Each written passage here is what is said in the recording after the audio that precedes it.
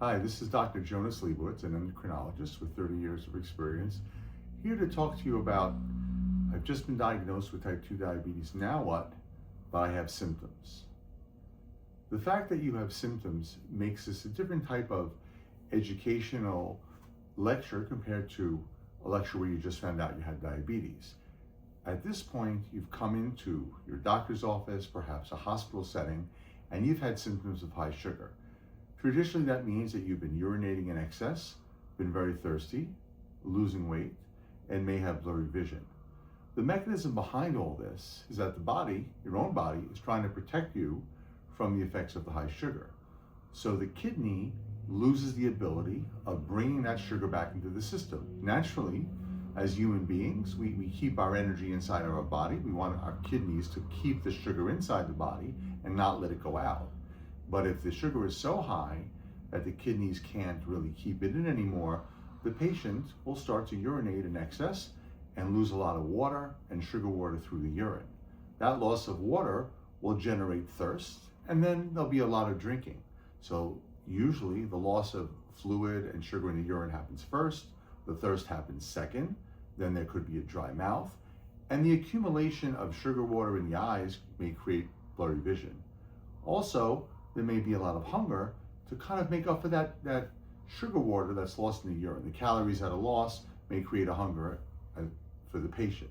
Now, as well, what may happen is that there could be a lot of weight loss from that sugar, that water that's lost in the urine.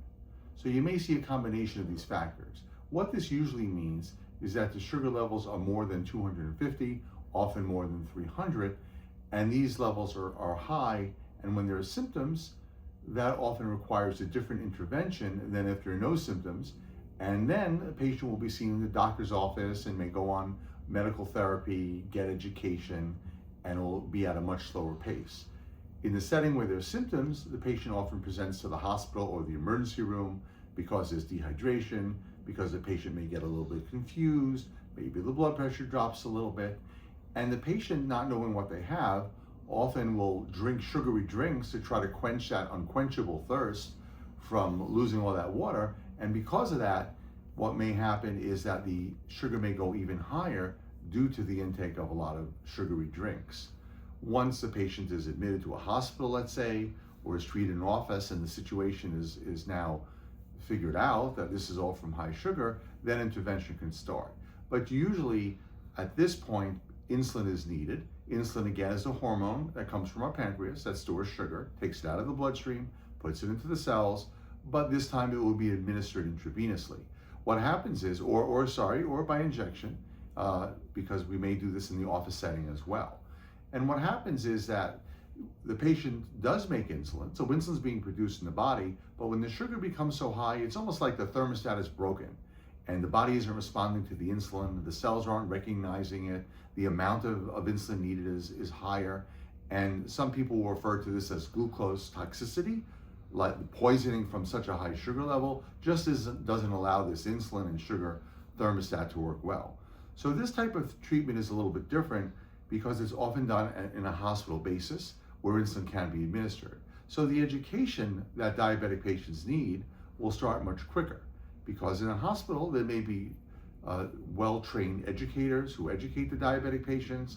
The nursing staff may have extra training as well in doing this, and the training will involve dietary therapy. The hospital will have staffed dietitians there to instruct the patients. There'll be reading material and information that could be given. Patients will often learn how to stick their finger to check their sugar. They'll learn how to inject insulin if that's on the cards for them, where they're going to leave the hospital with insulin.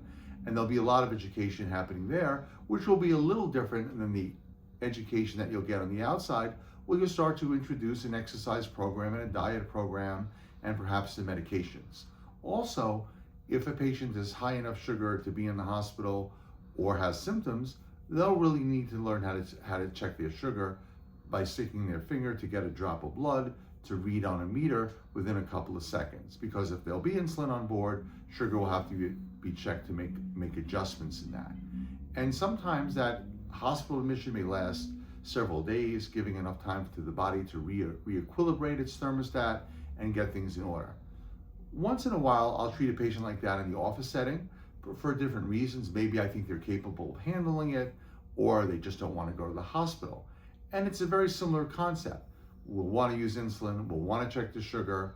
And something that we forget about as well is if you can block that sugar from coming into the body, especially those who are drinking a lot of sugary drinks, not knowing what the story was, then the sugar may come down well and nicely in a quick fashion, but really the body will need several days for the thermostat to kind of level itself off and allow the sugar to normalize.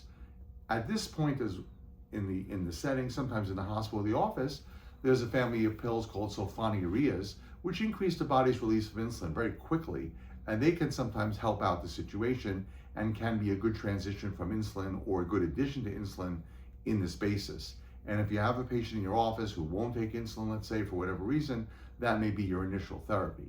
Because our other diabetic therapies, of all the different families that we use, tend to need a little bit longer to kick in, and often they start at a lower dose and then have to be increased to a higher dose, so you're not going to get that quick effect that this type of patient needs.